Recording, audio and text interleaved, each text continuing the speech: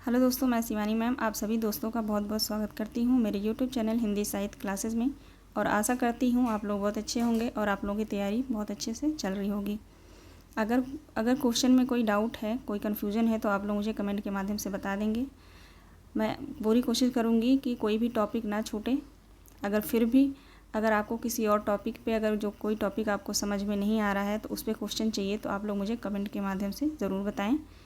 ठीक है, चलिए देखते हैं आज की क्लास। आज का पहला प्रश्न है, हिंदी के उद्भव विकास का सही अनुक्रम क्या होगा? हिंदी के उद्भव का सही अनुक्रम क्या होगा? राइट आंसर होगा ऑप्शन ए, पहले पाली आएगा, फिर प्राकृत, अपभ्रंश, फिर हिंदी। राइट आंसर हमारा ए होगा। आगे देखते हैं, भारतीय आर्य भाषाओं के विकास के कितने चरण हैं? भारतीय आर्य भाषाओं के विकास के कितने चरण माने गए हैं? 2, 3, 4, 5। राइट आंसर क्या होगा?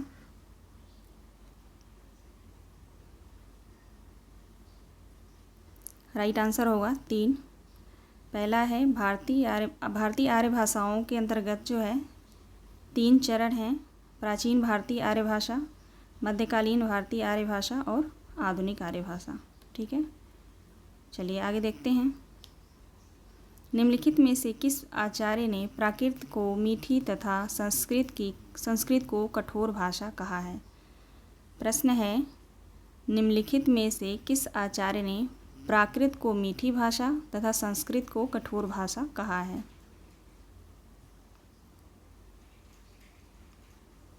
राइट आंसर होगा राजशेखर। अगला प्रश्न है, प्रकृति संस्कृतम तत्र भवम तत् आगतम वा प्रकृतम निम्नलिखित में से किसने कहा है? प्रश्न है, प्रकृति संस्कृतम तत्र भवम तत् आगतम वा प्रकृतम निम्नलिखित में से किसने कहा है, ये बताना है। ये पंक्ति जो है हेमचंद्र की है। ऑप्शन डी राइट होगा। अगला प्रश्न है, गौड़ बहो किसकी रचना है? गौड़ बहो किसकी रचना है? सही उत्तर है ऑप्शन ए, वाकपति राज की। अगला प्रश्न है, प्राकृत प्रकाश किसकी रचना है? प्राकृत प्रकाश किसकी रचना है? भरत मुनि की, वररुचि, हेमचंद्र या स्वयंभू? प्राकृत प्रकाश रचना जो है वररुचि का है। ऑप्शन बी सही होगा। अगला प्रश्न है, प्राकृत की किस अवस्था को अपभ्रंश या अवहट कहा जाता है? प्राकृत की किस अवस्था को अपभ्रंश या अवहट कहा जाता है? प्रथम, द्वितीय, तृतीय या इनमें से कोई नहीं? राइट आंसर होगा ऑप्शन सी, तृतीय को। अगला प्रश्न है, अपभ्रंश शब्द का सबसे पहले उल्लेख किसने किया था? अपभ्रंश शब्द का सबसे पहले उल्लेख किसने किया था? इसका राइट आंसर होगा ऑप्शन डी, पतंजलि ने। अगला प्रश्न है, मध्य भारतीय आर्य भाषा का अंतिम रूप कौन सा है? मध्य भारतीय आर्य भाषा का अंतिम रूप इसमें से क्या है? ऑप्शन है ए है अपभ्रंश, पाली, प्राकृत या संस्कृत? तो राइट आंसर होगा इसका ऑप्शन ए, अपभ्रंश। पहला पाली है, ये पहला है, फिर प्राकृत, फिर अपभ्रंश। ये मध्य भारतीय आर्य भाषा के अंतर्गत ये 3 आते हैं। अगला प्रश्न है, ब्याडी और पतंजलि के अपभ्रंश शब्द का प्रयोग किस अर्थ में किया गया है? ब्याडी और पतंजलि ने अपभ्रंश शब्द का प्रयोग किस अर्थ में किया है, ये बताना है।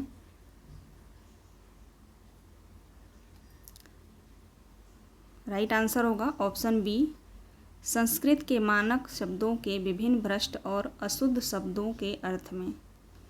ठीक है, राइट आंसर ऑप्शन बी होगा। अगला प्रश्न है, अपभ्रंश शब्द है, अपभ्रंश शब्द कौन सा शब्द है? तत्सम है, तद्भव है, या देशज है, या विदेशज है? अपभ्रंश शब्द जो है तद्भव है, ऑप्शन बी सही उत्तर है। अगला प्रश्न है, इनमें से कौन सा शब्द तद्भव नहीं है? इनमें से कौन सा शब्द तद्भव नहीं है, ये बताना है। राइट आंसर होगा ऑप्शन बी अपभ्रष्ट। अपभ्रष्ट जो है संस्कृत है, संस्कृत शब्द है। देखते हैं अगला प्रश्न, भाषा के अर्थ में अपभ्रंश शब्द का सर्वप्रथम प्रयोग कहाँ मिलता है? 4वीं शताब्दी में, 5वीं में, 6वीं में, या 7वीं सदी में? सर्वप्रथम भाषा के अर्थ में अपभ्रंश शब्द का सर्वप्रथम प्रयोग कहाँ मिलता है? तो 6वीं शताब्दी में। अगला देखते हैं, अपभ्रंश भाषा के प्राचीनतम उदाहरण निम्नलिखित में से किस ग्रंथ में मिलते हैं? अपभ्रंश भाषा के प्राचीनतम उदाहरण निम्नलिखित में से किस ग्रंथ में मिलते हैं? राइट आंसर होगा ऑप्शन डी भरत मुनि के नाट्यशास्त्र ग्रंथ में मिलता है। अगला प्रश्न है, बंगला का विकास अपभ्रंश के किस रूप में हुआ? मागधी में, ब्राचड़ में, महाराष्ट्री में, या शौरसेनी में? बंगला का विकास किस अपभ्रंश भाषा के रूप में हुआ? तो राइट आंसर होगा ऑप्शन ए मागधी। पाहुड़ दोहा की रचना किसने की? पाहुड़ दोहा किसकी रचना है? राइट आंसर होगा ऑप्शन बी मुनि राम सिंह की। अगला प्रश्न है, दोहा कोश के रचयिता कौन हैं? दोहा कोश के रचयिता कौन माने गए हैं? राइट आंसर होगा ऑप्शन सी सरहपा। अगला देखते हैं, सर्वाधिक चरित्र काव्य किस साहित्य में रचे गए हैं? ये बताना है। सर्वाधिक चरित्र काव्य जो है किस साहित्य में लिखे गए थे? राइट आंसर होगा जैन साहित्य में। अगला प्रश्न देखते हैं, अपभ्रंश की उत्तरकालीन अवस्था का क्या नाम है? अपभ्रंश के उत्तरकालीन अवस्था का क्या नाम है? संस्कृत है, या पाली है, या संस्कृत है, प्राकृत है, या अवहट है? राइट आंसर होगा ऑप्शन डी अवहट। अपभ्रंश की उत्तरकालीन अवस्था का नाम जो है अवहट है। देखते हैं अगला क्वेश्चन, पुरानी हिंदी नामकरण किसने किया? पुरानी हिंदी नामकरण किसने किया? राइट आंसर होगा चंद्रधर शर्मा गुलेरी। देखते हैं अगला प्रश्न, संदेश रासक किसकी रचना है? संदेश रासक किसकी रचना है? इसका राइट आंसर ऑप्शन बी होगा अधम महड़ लिखा हुआ है, अपभ्रंश भाषा है ये। वैसे अब्दुल रहमान, और बुक में जो है अब्दुल रहमान दिया हुआ है। संदेश रासक के जो रचनाकार हैं अब्दुल रहमान हैं। ये भी सही है, ये भाषा जो है अपभ्रंश में दिया हुआ है।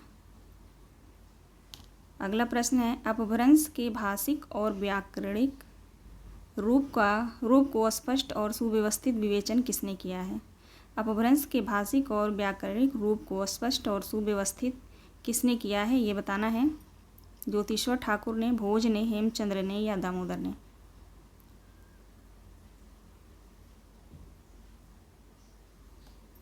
राइट आंसर होगा ऑप्शन सी हेमचंद्र ने। देखते हैं अगला प्रश्न, अपभ्रंश में कुल कितने स्वर होते हैं? अपभ्रंश में कुल कितने स्वर माने गए हैं? तो राइट आंसर होगा ऑप्शन बी 10, और व्यंजन पूछे तो व्यंजन 30। अपभ्रंश में 10 स्वर होते हैं और 30 व्यंजन। अगला प्रश्न है, भाषाओं के पारिवारिक वर्गीकरण का आधार है? रूप रचना है, ध्वनि है, इतिहास है, या अर्थ है?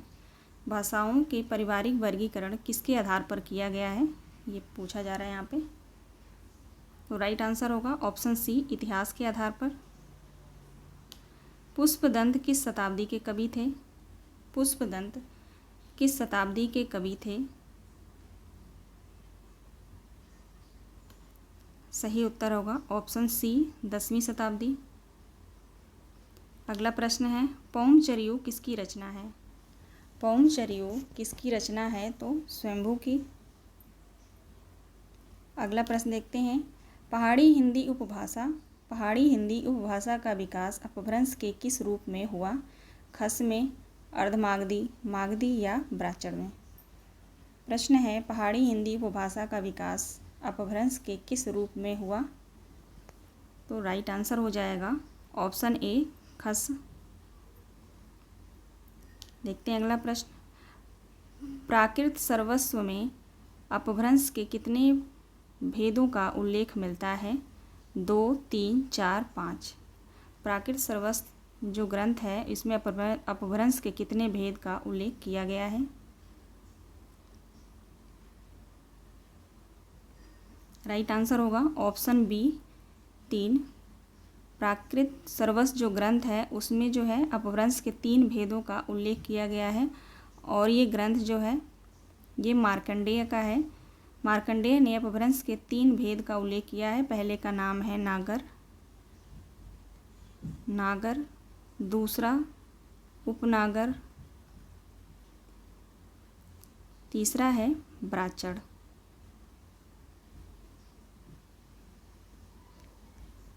ठीक है, चलिए आगे चलते हैं। अगला प्रश्न है, अपभ्रंश शब्द का विकास निम्नलिखित में से किस रूप में हुआ? अपभ्रष्ट, अपहट, अवहंस या अभीरी? अपभ्रंश शब्द का विकास निम्नलिखित में से किस रूप में हुआ है ये बताना है। तो राइट आंसर होगा अवहंस, सी जो है सही उत्तर है। अपभ्रष्ट शब्द का विकास निम्नलिखित में से किस रूप में हुआ? अब वहाँ पे अपभ्रंश दिया था। अब जो क्वेश्चन है अपभ्रंश शब्द के बारे में पूछा जा रहा है। अपभ्रष्ट के शब्द के बारे में पूछा जा रहा है कि इसका विकास जो है निम्नलिखित में से किस रूप में हुआ? तो राइट आंसर होगा अवहट, ऑप्शन डी सही होगा। अगला प्रश्न है, स्वयंभू ने अपनी रामायण में अपभ्रंश के लिए किस शब्द का जो है उल्लेख किया है? अवहत का, अपभ्रंश का या अपभ्रंश का या अभीरोक्ति का? स्वयंभू ने अपने रामायण में अपभ्रंश के लिए किस शब्द का प्रयोग किया है?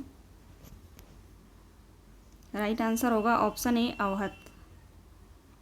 अगला प्रश्न है, महाकवि कालिदास के किस ग्रंथ में अपभ्रंश का कुछ छंद मिलते हैं? महाकवि कालिदास के किस ग्रंथ में अपभ्रंश के कुछ छंद जो है मिलते हैं ये पूछा जा रहा है। रघुवंशम में, विक्रमोर्वशीयम में या मेघदूतम या अभिज्ञान शाकुंतलम? इसका राइट आंसर ऑप्शन बी होगा, विक्रमोर्वशीयम। अगला प्रश्न है, यहाँ पे सूची है, मिलान करना है। यहाँ पे करंगचर्यु, आदि पुराण, जम्बूस्वामी रासा, भविष्यत कहा? ऑप्शन नीचे है, देखते हैं इसको। करंगचर्यु जो है रईथु का है, 4 हो जाएगा यहाँ पे। आदि पुराण पुष्यदंत का है, 3 होगा। जम्बूस्वामी रासा जो है, जम्बूस्वामी रासा धर्मसूरी का है, 2 हो जाएगा। भविष्यत कहा धनपाल का है, तो 1 हो जाएगा। 4, 3, 2, 1 राइट आंसर होगा 4, 3, 2, 1। देखते हैं नीचे, 4, 3, 2, 1 सी ऑप्शन जो है सही है। 4, 3, 2, 1 राइट आंसर होगा। अगला प्रश्न है, अपभ्रंश को अभीरों की भाषा किसने कहा है? अपभ्रंश को अभीरों की भाषा किसने कहा है? तो राइट आंसर होगा यहाँ पे ऑप्शन ए, दंडी। दंडी ने जो है अपभ्रंश को अभीरों की भाषा कहा है। अगला प्रश्न है, भाषा विशेष के अर्थ में सबसे पहले अपभ्रंश शब्द का प्रयोग निम्नलिखित में से किसने किया? भाषा विशेष के अर्थ में पूछा जा रहा है यहाँ पे कि अपभ्रंश शब्द का सबसे पहले प्रयोग इनमें से किसने किया? हेमचंद, चंड, स्वयंभू या सरहपा? राइट आंसर होगा ऑप्शन बी, चंड ने। अगला प्रश्न है, अपभ्रंश का सबसे बड़ा वैयाकरण निम्नलिखित में से कौन है? अपभ्रंश का सबसे बड़ा व्याकरण निम्नलिखित में से कौन है?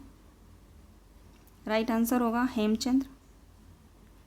अगला प्रश्न है, विष्णु धर्मोत्तर पुराण में अपभ्रंश भाषा के लिए किस शब्द का प्रयोग हुआ है? विष्णु धर्मोत्तर पुराण में अपभ्रंश भाषा के लिए किस शब्द का प्रयोग किया गया है? अवहत का अवहट या अवहंस या अपभ्रष्ट? राइट आंसर है ऑप्शन डी, अपभ्रष्ट। बहुत ही इम्पोर्टेंट क्वेश्चन है ये, ठीक है। आप लोग ध्यान से इसको पढ़ेंगे। अपभ्रंश से मैं सारे क्वेश्चन जो है मैंने लिया है, यहाँ से कोई भी क्वेश्चन आएगा तो छूटने नहीं पाएगा आप लोगों का, तो आप लोग ध्यान से इसको पढ़िएगा। इम्पोर्टेंट सारे क्वेश्चन होते हैं पेपर में, जो आ जाते हैं वो इम्पोर्टेंट हो जाते हैं, है ना। जो नहीं आते हैं वो इम्पोर्टेंट नहीं होते हैं, लेकिन हमें ऐसी तैयारी करनी चाहिए, हमारे लिए सारे क्वेश्चन, सारे टॉपिक हमारे जो सिलेबस में है वो सब इम्पोर्टेंट है, कहीं से अभी हम छोड़ नहीं सकते उसको, ठीक है। चलिए आगे देखते हैं। अगला प्रश्न है, निम्नलिखित में से किस विद्वान ने अपभ्रंश को देश भाषा माना है?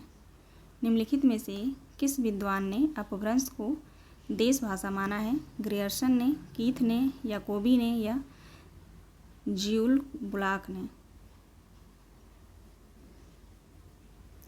राइट आंसर होगा ऑप्शन ए, ग्रियर्सन ने। ग्रियर्सन ने अपभ्रंश को देश भाषा माना है। अगला प्रश्न है, निम्नलिखित में से किस विद्वान ने अपभ्रंश को देश भाषा नहीं माना? इनमें से कौन से ऐसे लेखक हैं, विद्वान हैं जो अपभ्रंश को देश भाषा नहीं माने हैं, ये बताना है। इसका राइट आंसर होगा ऑप्शन बी, याकोबी।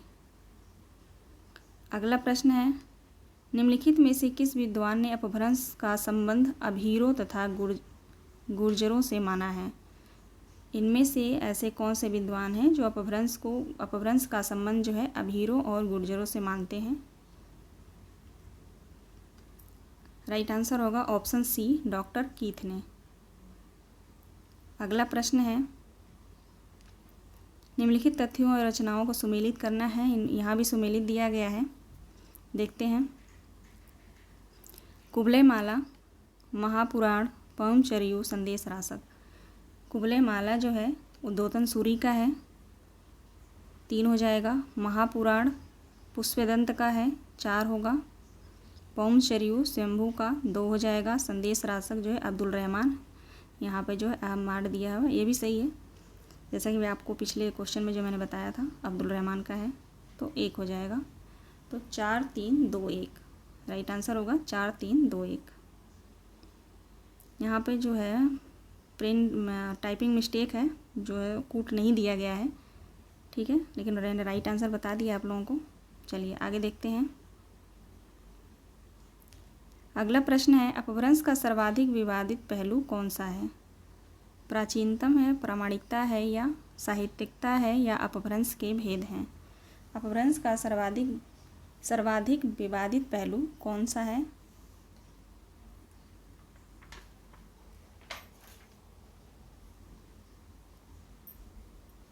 राइट आंसर होगा अपभ्रंश के भेद। अपभ्रंश के भेद को लेकर जो है तमाम विद्वानों में बहुत मतभेद है। चलिए आगे देखते हैं। अगला प्रश्न है, अपभ्रंश के निम्नलिखित भेदों में से कौन सा भेद नमी साधु द्वारा नहीं दिया गया है? उपनागर, ब्राचड़, अभीर या ग्राम्य?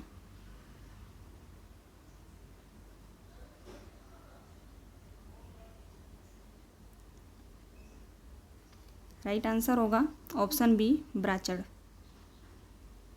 अगला प्रश्न है, मार्कंडेय द्वारा किए गए अपभ्रंश के भेदों में से किसका संबंध गुजरात की बोली से नहीं है? मार्कंडेय ने जो अपभ्रंश के 3 भेद बताए थे, नागर, उपनागर और ब्राचड़, उसी के बारे में यहाँ पर पूछा जा रहा है कि उनके भेदों का किसका संबंध जो है गुजरात की बोली से नहीं है, गुजरात की बोली से है।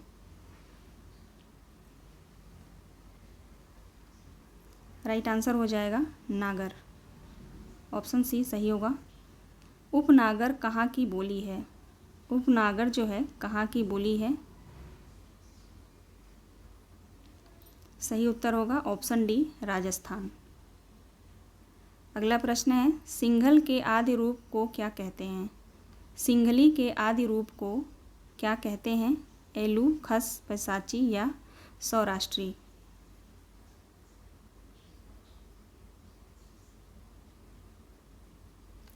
इसका सही उत्तर होगा ऑप्शन ए, एलू कहते हैं। सिंघली के आदि रूप को जो है एलू कहते हैं। ये क्वेश्चन आ चुका है, ठीक है। चलिए आगे देखते हैं। मार्कंडेय ने निम्नलिखित में से सिंधु देशोद्भव किसे कहा है? उपनागर को, ब्राचड़ को, नागर को या इनमें से सभी को? मार्कंडेय ने निम्नलिखित में से सिंधु देशोद्भव किसे कहा है?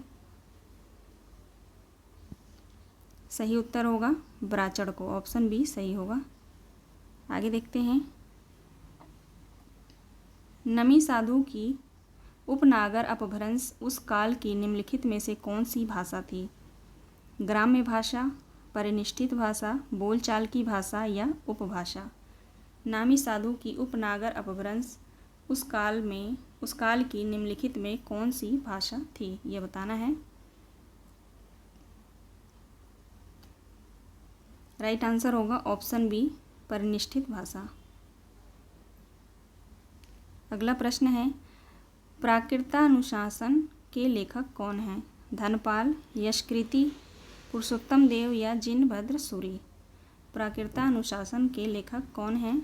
और इसका राइट आंसर होगा ऑप्शन सी, पुरुषोत्तम देव। अगला प्रश्न देखते हैं। अपभ्रंश के निम्नलिखित भेदों में से कौन सा भेद डॉक्टर तागारे का नहीं है?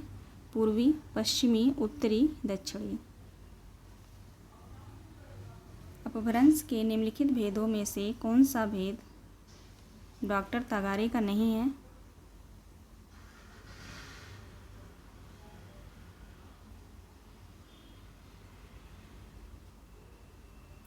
राइट आंसर होगा उत्तरी।